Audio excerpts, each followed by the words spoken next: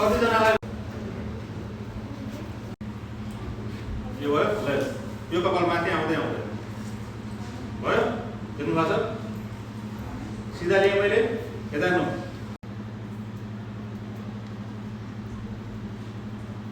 भयो अब यसको लेयर्स कति छ भनेर म देखाउँछु तपाईहरुलाई है ल हेर्नु यसको लेयर्स भयो कतिजना देख्नु छ ल वाह वाह आयो सीधा माथि गाइड छ नि हैन भयो अब यसको लेयर्स हेर्नु है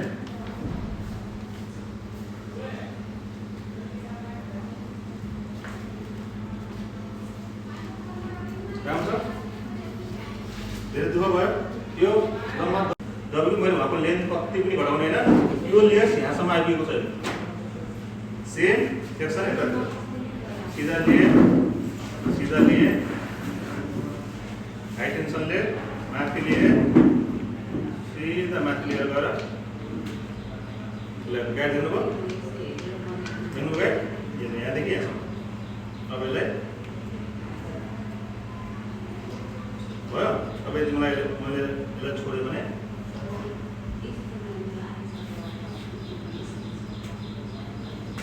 यो लास्टमा ल यो साइडको कपाल हेर्नु डिफरेन्स फिल गर्नु है यो साइड हेर्नु अब भयो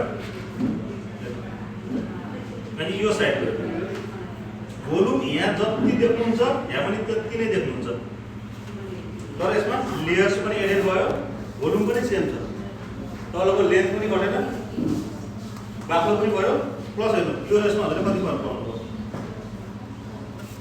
केही फरक छ धेरै बाक्लो कम यताउति तर योमा हामीले लेयर्स हेर्छौँ सेम कुरा यसलाई यता डिभाइड गरे फिटिङ सेक्सन बिचबाट मैले अघि लिएको गाइड लिएँ तल फेर्ने अब म कहाँ आन्छु यो साइड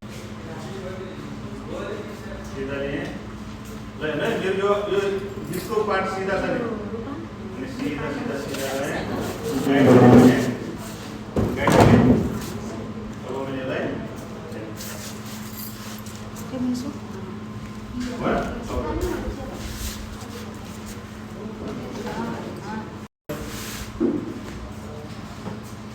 गाइड लिए यो लिए तो छोड़ दिए माथि साइड सीधा माथि गाइड देख्यो यस्तो गर्ने उल्टोबाट अब हेर्नु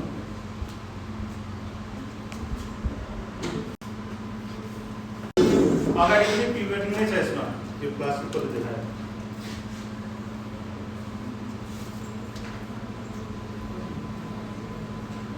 अब हेर्नु हामीले पछाडिको बिल्डिङ गऱ्यौँ यो कुन काट्यो ट्रान्जेन्ट सबभन्दा राम्रो लेयर चाहिँ यो हो अब यसलाई अगाडिको पार्टमा हामीले के गरेको छौँ फरवर्ड ग्रेजुएसन गरेको छौँ अब यसलाई मैले जम्मा दुई भागमा बाँड्छु तर यसको एउटा उ छ है रिजन छ नि फेरि अनि मैले जानेर अघि काटेको थिएँ नि अहिले यहाँ बिचमा थियो अब के गर्छु यसलाई मैले पछाडि ल्याएर काट्छु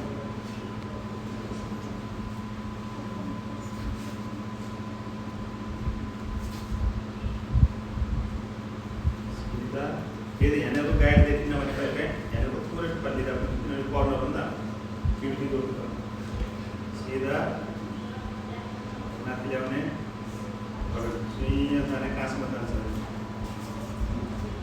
देख्यो गाइड देख्यो अब मैले लास्टको पोइन्ट कहाँ छ यहाँ छ यहाँदेखि यहाँ कनेक्ट गर्छु अब यसलाई पछाडि ल्याएर हेर्नु देख्नुभयो यसमा फ्रन्टमा पनि लेयर भयो हामीले अगाडिको गाइड पनि काटेको छैनौँ र त्यही कुरालाई हामीले पछाडि पनि कन्भर्ट गर्छौँ अब हामीले अगाडि लेयर गराएर पछाडि खोजेर हुन्छ अघि नभएको यहाँसम्म है अब यो कपाल सायद आउँदैन होला किनभने हामीले यसको अगाडि नै फरवर्ड डाइरेक्सन गरिसक्यो। अब हेर्नु कोले आयो भने यो पार्टको आउँछ, नत्र भने आउँदैन। यो भयो, त्यही पार्ट ठाउँमा ल्याएर आउने। कति आयो हेर्नुभयो। अब यसलाई मैले काट्दै भयो। अब हेर्नु अब यो साइडलाई सर्लक्क लिएर जानु।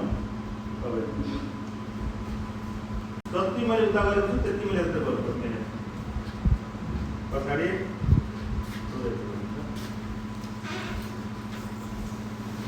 है। यो मैले कहाँ काट्छु, पहिला मैले जुन ठाउँमा काटेको थिएँ त्यसैको माथि ल्याएर काट्छु है। यो मेरो गाइड हो।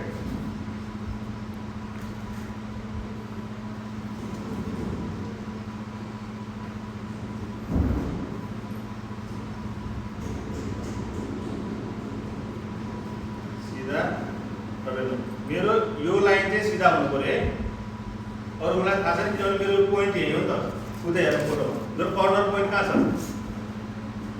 यताको कपाल अगाडिको कपाल पनि यही बिचमा रोकेको छ, पछाडि कपाल पनि यही आएर रोकेको छ। भनेपछि चारैतिरबाट त्यही ठाउँमा आएर रोकेको छ। गाइडै छ कि हाम्रो केही मिहिनेत गर्नुपर्ने छ। फाइनली फेरि अगाडिको फरवर्ड डाइरेक्सन पनि चेक गर्छौँ है। उहाँको चाहिँ यो भयो, सिधा आयो माथि।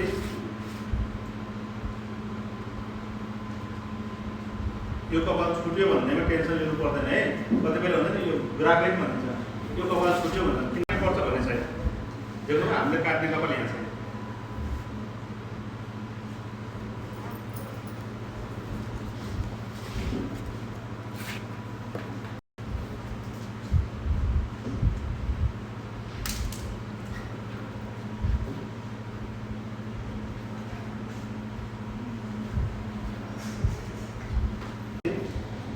यस्तो गर्नु।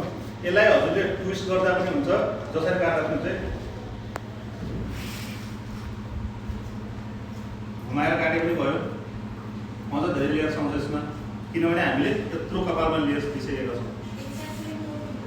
दुईटै साइडको ट्रायङ्गल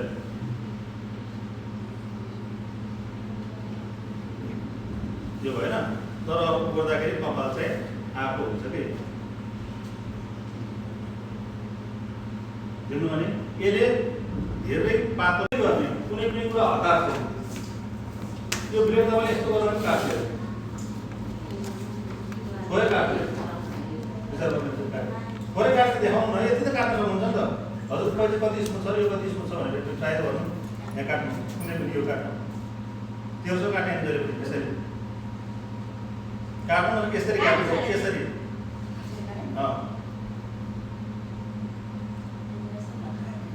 त्यो भने काटेर हेर्नु न, कसैको कपाल ट्राई गर्नु। अब हेर्नु यही उसले अब हेर्नु है, यो तलमा आउँछ नि। हेर्नु देख्नुभयो, हेर्नु लेयर्स भयो। किनभने हामीले सुरुबाट लास्टसम्म देखेको छौँ लेयर्स आएको छ यसमा। योभन्दा पनि धेरै लेयर्स स्क्वायर लेयर्स देखिन्छ, त्यो ट्रान्जेक्ट लेयर्स। अब स्क्वायर लेयर्स कोल्ड काट्ने अगाडि हो।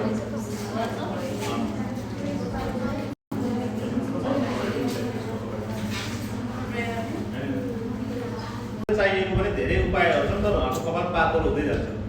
अगाडि मात्रै देखाउनु ठुलो कुरा होइन, तर मान्छेको कपाल पनि बस्छ। अलिकति टकिलो बनाइदियो प्लस यसलाई अगाडि ल्याएर